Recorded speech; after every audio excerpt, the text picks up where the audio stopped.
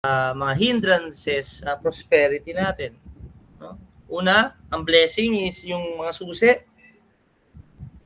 yung pagiging diligent. Diligent labor. Masikap, masipag, gumagawa. Ang kalaban ng mga masisipag ay ang mga tamad. Laziness. Okay? Sige kapatid, pakibasa. Unahin natin itong Proverbs 13:11. Sister Michelle, Proverbs 13:11.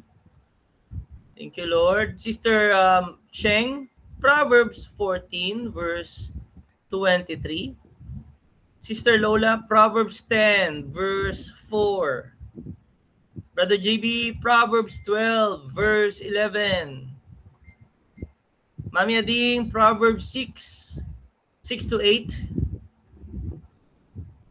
And then, Jess, pakibasa Luke 16, verse 10. Brother Huge, Proverbs 6, 10 to 11. Okay. So, alam natin yan, yung pagiging masipag. No? Isa po yung susi sa mga blessing ng Panginoon. Prosperity. Hindi binibless ni Lord yung mga tamad. Hindi nga pinapakain sa Bible. No? Hindi pinopromote ng Bible na tayo ay manood lang, maging tamad. We know God is our ultimate provider. Pero gusto rin ni Lord na maging masipag tayo. May sowing, may reaping, and we have to be faithful kung ano yung ibinigay niya sa atin ngayon. It's either trabaho, ano pa, ministry, gawain sa yung role mo bilang magulang, nanay, tatay, husband, wife. So lahat po ng area ito mga kapatid, no? Napakahalaga po masipag tayo. Negosyo, kasama yan. Sige. Unahin natin yung Proverbs 13:11.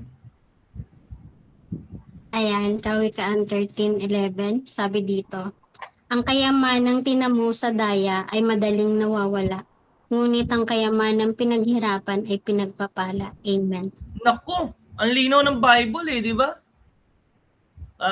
Isang beses pa nga sis, sabi sa sa Tagalog.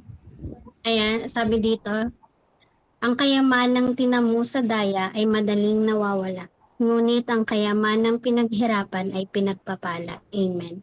Yun. Sabi rito sa New Living Translation, wealth, kayamanan, from get rich quick schemes quickly disappears. Wealth from hard work grows over time. O na kayo ba naranasan nyo ng ma-scam? Nabudol na ba kayo? Kami, inabudol na din. Sige. Anong dahilan ng pagkabudol natin? Bakit tayo na-scam sa pera? Gusto mabilis Kasi laki ng return, di ba? Magbigay ka ng ganito, grabe yung balik. 1 buwan lang, 2 buwan lang. Alam nyo, pag medyo mabilis ang balik, mag-iisip ka eh.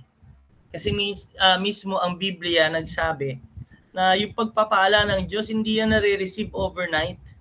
God honors hard work. No? Gusto rin ni Lord na nagiging diligent tayo. So sabi niya, kayamanan tinamo sa daya.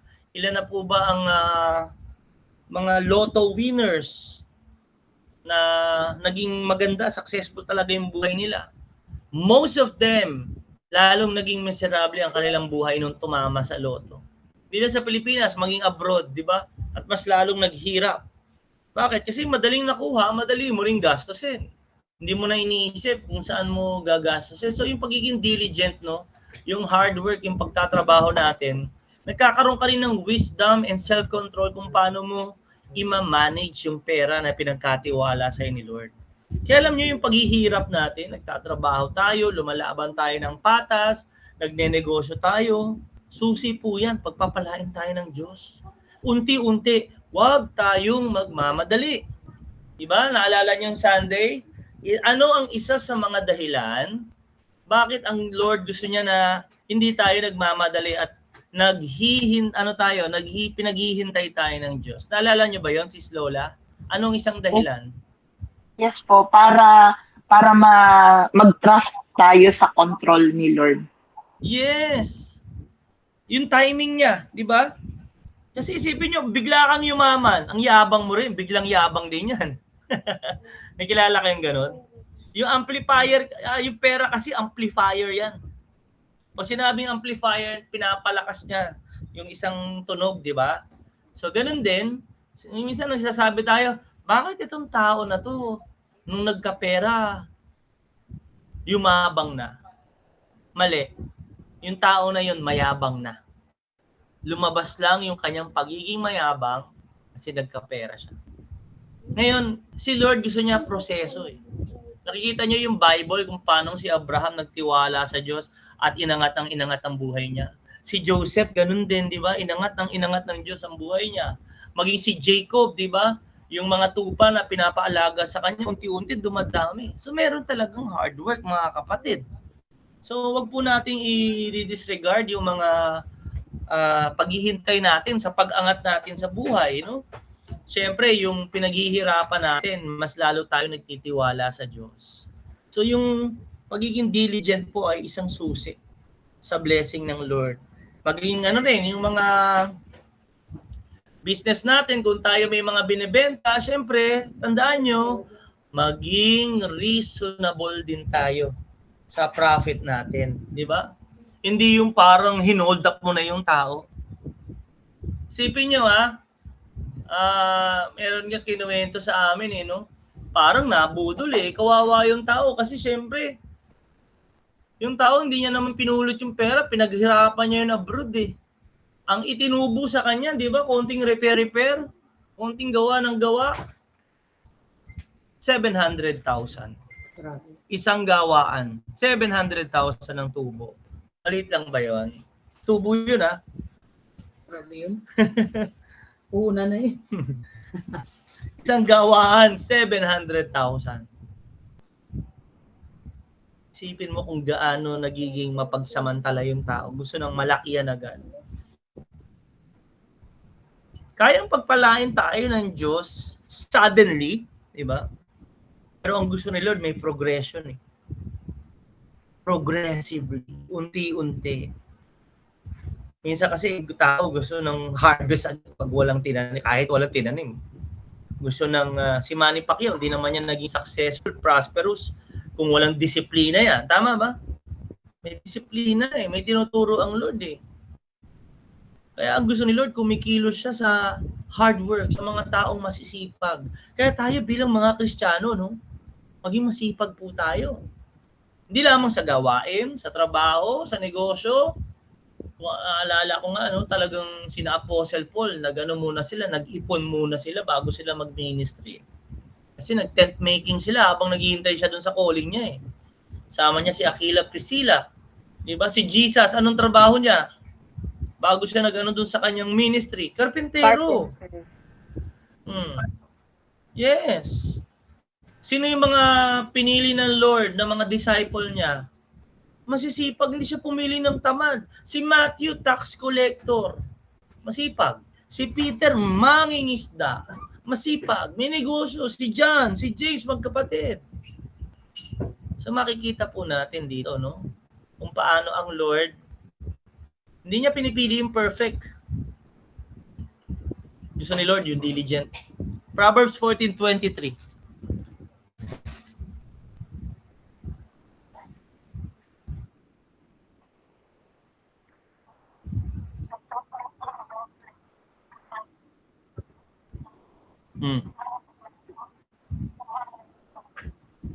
Kita nyo, di ba? Mismo ang kawikaan, si King Solomon, ang pinakamayaman sa panahon niya, hari. Ipakinabang po yung mga taong nagsusumikap. Kaya, alam nyo, by the leading of the Holy Spirit, mga kapatid sa simbahan, kapag may mga kapatiran tayo nakikita mong masipag, yung naglilingkod sa Diyos, yung talagang mahal ang Diyos, alam mong mahal niya ang Diyos, nakikita sa buhay niya, nagbabago. Tapos nagsisipag din sa gawain, sa negosyo niya. Ito yung mga taong dapat natin suportahan. Support natin. Kasi ito yung mga anak ng Diyos na ginagamit sa gawain Sabi sa New Living Translation, work brings profit, but mere talk leads to poverty. So hindi lang puro salita, kailangan gumagawa din po tayo. And by the grace of God, isa sa mga tawag ng Diyos sa amin, yes, we are full-time in serving the Lord, pero hindi rin kami pumapayag na hindi rin kami gamitin ni Lord as blessing to others. Gusto rin naming ma-bless kami at maging blessing kami sa ibang tao, hindi lamang through God's word, but even financially, to support, to give. Kaya Lord, we're praying for open doors of opportunity, no? Businesses. Ayan, si Lord naman talaga nagbubukas ng pintuan. So, si Jesus, sisipag, pinili niya yung mga masisipag. Kaya, yan ang sinasabi ng salita ng Diyos. Proverbs, ang writer niyan ay si King Solomon. So, the wisdom of God, sinasabi, kasi siguro sa kanyang kaharian, meron doon mga nagpe-present na. Na-realize niya yan eh. Yung paghari ka, mga iba't ibang tao lumalapit sa'yo. Meron diyang puro salita, pero meron diyang hindi nagsasalita, gumagawa agad. Kaya piliin natin maging masipag. Proverbs 10 verse 4. Proverbs 10 verse 4, nagpapahirap ang katamaran, ngunit ang kasipagan ay nagpapayaman. Amen. Yes! Hallelujah. Gusto ba nating maging blessed, rich? Hard work. Yeah. Masipag. Sabi sa New Living Translation, lazy people are soon poor. Hard workers get rich.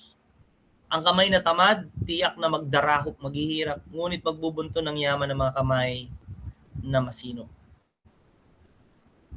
Kaya, tingnan nyo rin, no? Even in the church, makikita nyo yung mga tao talagang masisipag. Inaangat talaga ng Lord.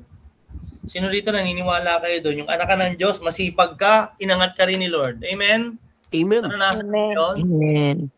Praise God. Amen. Totoo yan. Glory to God lahat yan. Tuloy. Next verse. 12:11. Sabi po dito, ang taong masipag ay sagana sa lahat, ngunit ang isang hangal ay sayaman ay salat. Naku. So pag masipag ka, magkakaroon ka ng provision, di ba? Hard worker has plenty of food. Nakakatuwa nga, nagpunta ako sa bahay ni Brother Jonard eh. Ba, daming stock ah. Si Jesslyn din, di ba? Grabe, daming stock ng rep. Praise God, dami abundant food.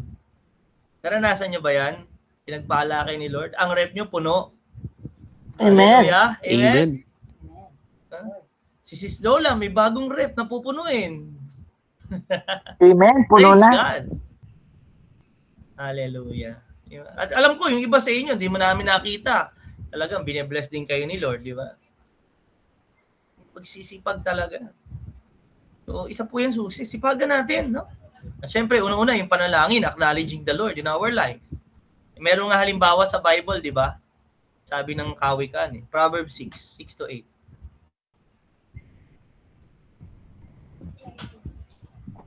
Proverbs 6:6-8.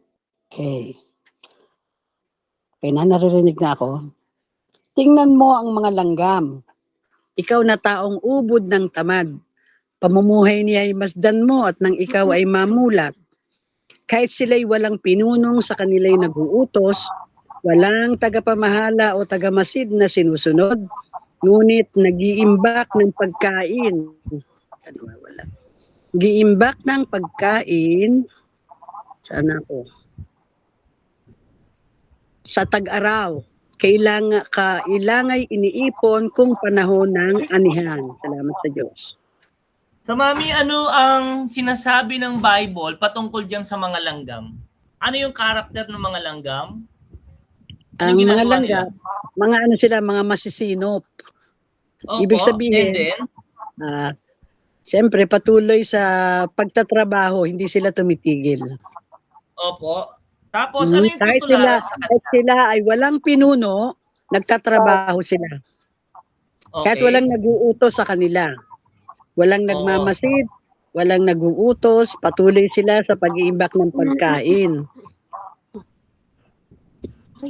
So, katulad dapat tayo ng mga langgam na ito na Kahit nga, ibig sabihin, kahit walang mga darating na halimbawa, magbabagyo, noon lang tayo mag-iimbak ng pagkain, mga ganun. Pero itong mga langgam, sinasabi nga, walang tamad sa kanila. Lahat sila masisipag.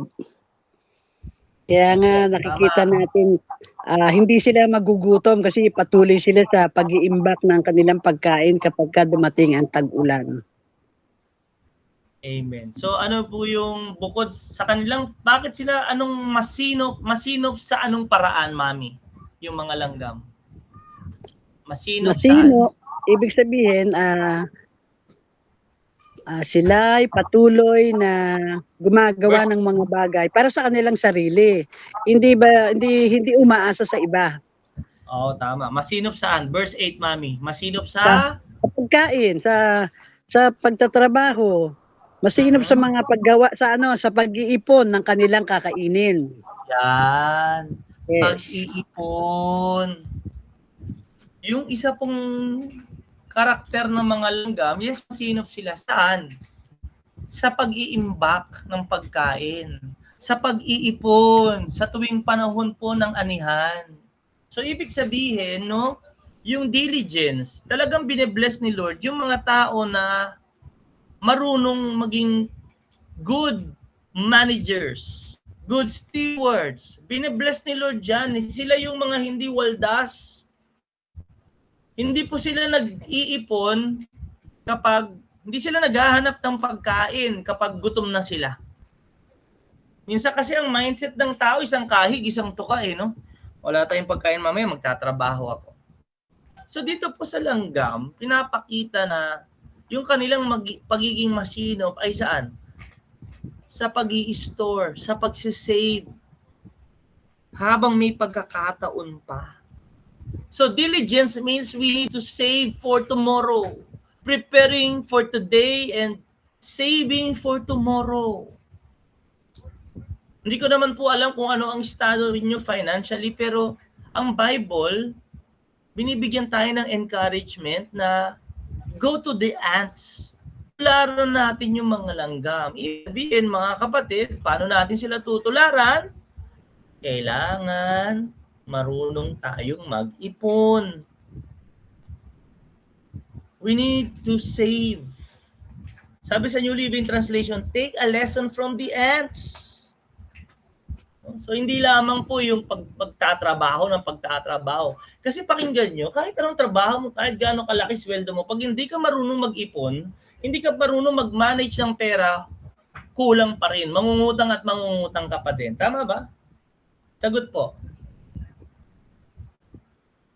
Yes or no? Amen? Amen. Di ba nagtatights tayo? Oo, tama po yun. Ang sunod dun dapat may savings eh. Ang pattern yan, may savings ka. Kahit maliit, basta meron kang iniipon. Para pagdating ng panahon, hindi pa anihan, meron kang huhugutin. At kung ano yung matira, yun yung pagkakasyahin mo.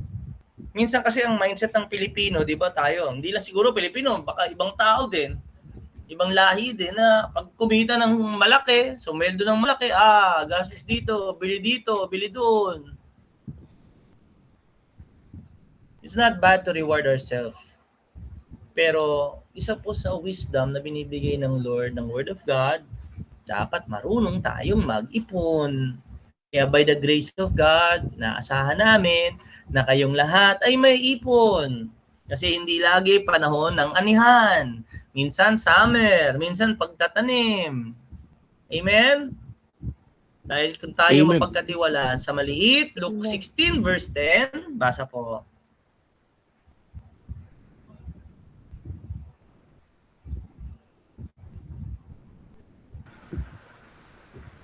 Proverbs o Pastor, Sinong 16:10. leader natin? Luke chapter 16 verse 10. Luke, sorry. Ako, Pastor Lucas. Luke, kapatid. Luke chapter 16 verse 10. Lucas 6:10. Ang mapagkakatiwalaan sa maliit na bagay ay mapagkakatiwalaan din sa malaking bagay. Ang mandaraya sa maliit na bagay ay mandaraya rin sa malaking bagay. Exactly. Kaya, let us not despise small beginnings, sabi nga ni Zechariah, di ba? Amen. Yung mga maliliit na pag-iipon. Kumita ka, maliit lang kita mo, mag-ipon ka na. 20%. 20%, no? So 70% matitira sa'yo, yun ang pagkakasahin mo. Sabi nga, di ba? Kapag maiksi ang kumot, ano? Sagot! Malungkot. Bumili ka ng bago, malaki ka na, ibig sabihin. Joke lamang. Diba, habang may buhay, may Pagsubok. Hihinga. sagot. May pagsubok. May pag-asa, sagot di ba? Inaano ni Father di ba? So, kidding aside, ano po tayo, no?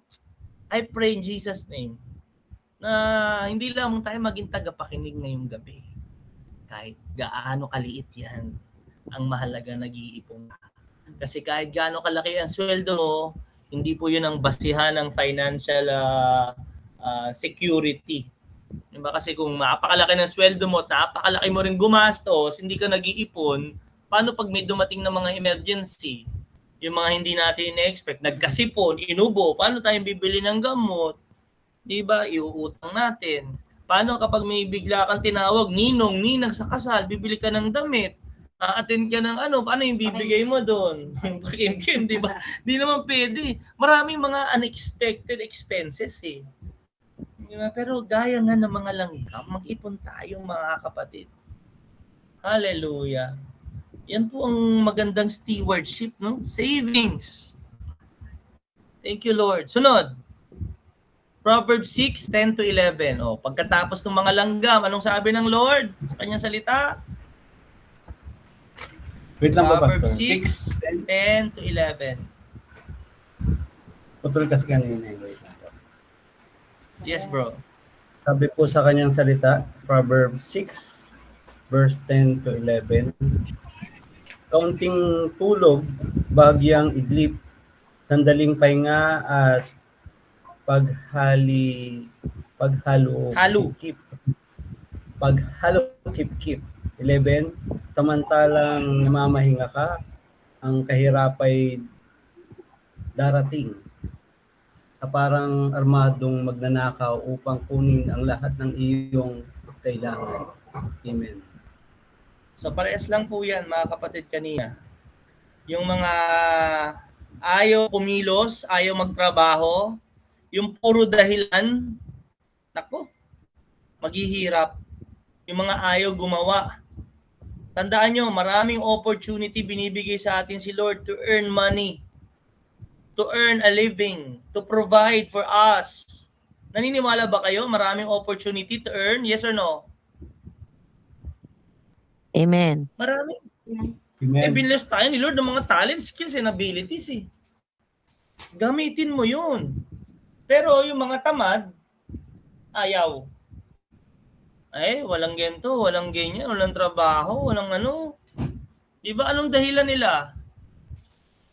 Meron sinabi yung ano, di ba, tamad? Si Shem, pakibasa. Proverbs 26, verse 13. Ano sinasabi ng tamad?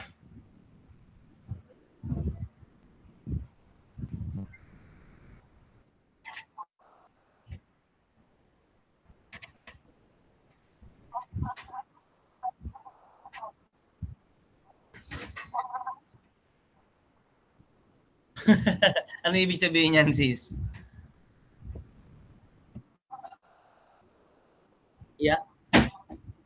Exactly. Thank you, Lord. Tama. Daming dahilan. Ayaw na lang gumawa, di ba? Magtrabaho ka. Saan ako mag-a-apply? Diba maghanap ka? May bubuksang pintuan si Lord. At daming trabaho dyan. Kasi syempre, ang taong batugan, gusto na lang tumanggap ng tumanggap, umasa ng umasa. Kaya kayo, no, in a way, by God's grace, di ba, nagiging blessing tayo sa iba. Tingnan nyo, baka pinopromote nyo yung laziness sa tao. Turuan nyo rin magtrabaho. Bago nyo bigyan, paggawin nyo ng isang bagay. Di ba, para matutunan niya to earn. Hindi lang yung bigay lang tayo ng bigay. Bigyan niyo yung opportunity. Oh, ito, be-bless kita kasi lingkod ka ni Lord, anak ka ni Lord eh. Pero gawin mo muna to. Naintindihan niyo mga kapatid? Hindi pa tayo bigay ng bigay. We teach them that God honors hard work. Gusto ni Lord na nagsusumikap tayo. Huwag lang tayong tamad. Minsan kasi, bukas na lang. Okay lang, ano pa yan eh. Sige, sa susunod na lang. Anong nagiging bunga ng katamaran? Sister Nobi, pakibasa ang Proverbs 19 verse 15. Proverbs 19 verse 15. Sister Michelle, Proverbs 20 verse 4. 20 verse 4. Mami Ading, Proverbs 20 verse 13. 13. Sis Lola, pakibasa Psalm 127 verse 1. And then, Brother JB, Deuteronomy 8:17 to 18. Sige, pakibasa mo na yung una natin sinabi. Anong nagiging bunga pag tamad ang tao? Amen. Ang sabi po dito sa Proverbs 19 verse 15, kung ikaw ay tamad at tulog ng tulog, magugutom ka. Amen. Ang sabi, magugutom ka. Wala kang panglagay sa sikmura, sabi ng magandang balita, Biblia. So napakahalaga po kumikilos, gumagawa rin ng paraan, hindi lang puro prayer. Kailangan yung faith natin. Lord, alam ko, i-bless mo kami, magbubukas ka ng mga opportunity to earn, to earn living. And then Lord, by God's grace and your strength, makapagtrabaho, palakasin tayo ng Diyos. Amen. Diba? Ang Diyos nagtrabaho, 6 na araw, gumawa siya. 7 araw, nagpahinga siya. Iba, binabaliktad eh. 6 na araw, pahinga. 1 araw, trabaho, di ba? Gutom talaga yung kapatid. Tuloy po. Next verse. Proverbs 20 verse 4. Ayan, Kawikaan 20 verse 4. Ang taong tamad sa panahon ng taniman ay walang magagapas pagdating ng anihan. Amen. Bakit? Wala kasi siyang Tinanim. Amen. Kasi siyempre, kung titingnan natin yung yung analogy ng scripture, yung illustration, di ba? Para ka umani, kailangan meron kang tinanim. At sa pagtatanim, siyempre, anong gagawin mo? Bubungkalin mo yung lupa, yuyuko ka, gagamitin mo yung lakas mo. So talagang merong, Lord, ang gusto niya, may proseso eh. Binibigyan niya po tayo ng maraming mga opportunities. Pero minsan, people failed to act at the right opportunity, at the right time. Tandaan nyo, hindi tayo hintayin ng opportunity. Parang nung nasa sales kami, parang MRT. Kapag hindi ka sumakay, may iiwan ka. Hindi mo alam kung kailan pa yung susunod. Di ba? Hindi mo alam kung kailan darating yung susunod. Kaya pag may opportunity na binigay si Lord, pag-pray natin, Lord, ito ba'y galing sa'yo? Okay, ligay, Lord. Di naman pala makaka-apekto sa gawain namin. Ito pala'y Jesus name. Ito pala'y pagiging opportunity rin para makakilala ko ng mga tao. Makalabas, di ba? To learn a new skill. Kaya hindi tayo nagpe-pray ng harvest kung wala naman tayong tinanim. Tayo nagtatanim dahil na-expect tayo ng harvest. Ano pang ginagawa ng katamaran sa tao? Proverbs 20 verse 13. Sabi dito,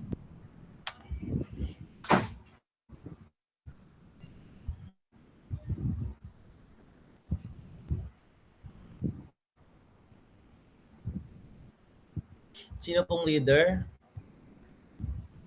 Nawala po si Mami. nawala. Na-mute. Teka, Na-mute. ulit, na-mute ulit. Mami, Okay. ikaw? Matulog ka ng matulog at ikay maghihirap. Mami. Nagahang? Matulog ka ng matulog Ayan, tuloy na po. at ikay maghihirap. Ngunit maganda ang iyong bukas kung ikay magsisikap. Kasi Mami, yung tulog ng tulog, buong araw natutulog, makikita niya pa ba yung opportunity? Wala. May iwanan siya ng sikat ng araw. Di ba yung mga matatanda nga, di ba? Sabi nila, wag daw tayong aabutan ng sikat ng araw. Paano pag gabi trabaho? Hindi naman literal. Kumbaga sinasabi ng Biblia dito na kapag lagi kang tulog, yung wala kang ginagawa, hindi mo makikita. Siyempre, pikit ka eh. Mapikit ka eh. Helpless ka eh. Hindi mo makikita yung mga opportunity na binibigay, na binubuksan ni Lord ng mga pintuan. Kaya, alam mo yun, kailangan we need to stay awake, praying, worshiping, praising the Lord. Kasi meron siyang meron siyang ibibigay sa iyong direksyon. Ha? Hindi siya papayag na ganito lang ang ating buhay. Pagpapalain tayo ng Lord. Kailangan natin maghintay sa Kanya. Watchtower, sabi ni Habakkuk, I will wait for His answer. Alam mo yun, araw-araw, Lord, ano po bang word mo sa amin? Diba? Ganon din kami, in a way, di ba? Pag nagpe-pray ko, pagdating pa lang ng Monday, Lord, mag-usap ka nga, Lord, ano yung mensahe mo? Kanina, Lord, ay salamat, Lord, binigyan mo na ako ng message for Sunday. Hindi ko matatanggap yun. Pagtulog ako, sa panaginip na lang ba tayo lagi aasa? Lord, kausapin mo ko sa panaginip ko. Di ba? Hindi naman tayo lagi umaasa panaginip. Sa salita ng Diyos. So, napakahalaga po, no? We need to stay awake, alert. Kailangan natin magpahinga. Siyempre, babalansin natin. Hindi naman pwede hindi tayo magpapahinga. Hindi masama magpahinga. Establish natin yan na kailangan ng pahinga. Pero yung tamad, puro pahinga, ayaw ng responsibilidad. Gusto lang tanggap ng tanggap. No? Kasi kapag nagpapahinga ka, tandaan mo, pinahanda mo yung sarili mo para sa trabaho. Diba? Nagpapalakas ka para sa trabaho. Pero yung katamaran, yung pahinga niya, excuse niya yun. Nagpapahinga ako, marami akong ginagawa eh. May mga tao, kamusta ka na? Anong nangyari sa'yo? Dami kong ginagawa. Ang tawag niya mga busybodies. Kunyaring maraming ginagawa pero ang totoo tamad. Walang ginagawa talaga. Pero siyempre, hindi naman ibig sabihin magtiwala tayo sa sarili nating lakas. Meron tayong Diyos. Psalm 127 verse 1. Psalm 127 verse 1. Kung wala ang tulong ng Panginoon sa pagtayo ng bahay, walang kabuluhan ng pagtatayo nito. Kung wala ang pag-iingat ng Panginoon sa bayan, walang kabuluhan ang pagbabantay dito. Amen. Hindi lang puro diskarte trabaho. Anong ibig sabihin, Sis Lola?